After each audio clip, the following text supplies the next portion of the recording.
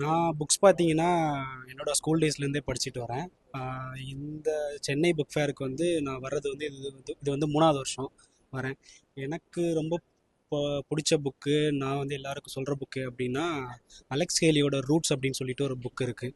அந்த புக் தான் வந்து நான் ஃபஸ்ட்டு படித்த புக்கு. அந்த புக்கோட தமிழ் எடிஷன் தான் நான் படித்தேன். 7 தலைமுறைகள் அப்படின்னு சொல்லிட்டு ஒரு புக்கு.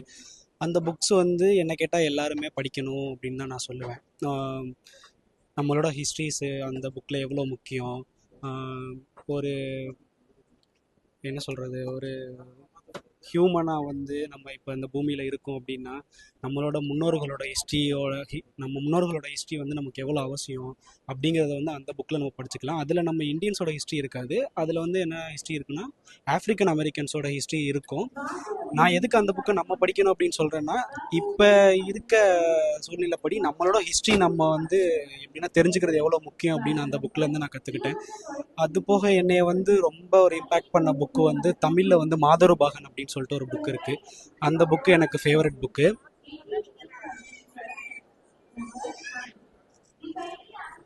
அந்த புக்கு ரொம்ப இம்பேக்ட் பண்ண புக்கு அப்படின்னு சொல்லலாம்.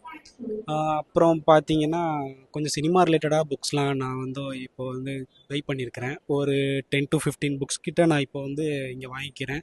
இன்னும் கொஞ்சம் புக்ஸ்லாம் எக்ஸ்ப்ளோர் பண்ணணும். கண்டிப்பாக விசிட் பண்ணுங்கள். தேங்க்யூ. தேங்க்யூ.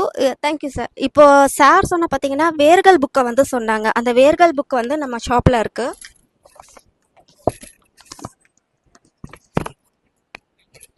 ஸோ வேர்கள் புக்கை வந்து இது வரைக்கும் நம்ம பனுவல் புத்தக நிலையத்தில் வந்திருக்கிறவங்க, இங்கே புக் ஃபேர்க்கு வந்தவங்க வந்து நிறைய பேர் சொல்லியிருக்காங்க இது ரொம்ப நல்ல புத்தகம், இதையும் வாங்கி படிக்கலாம்.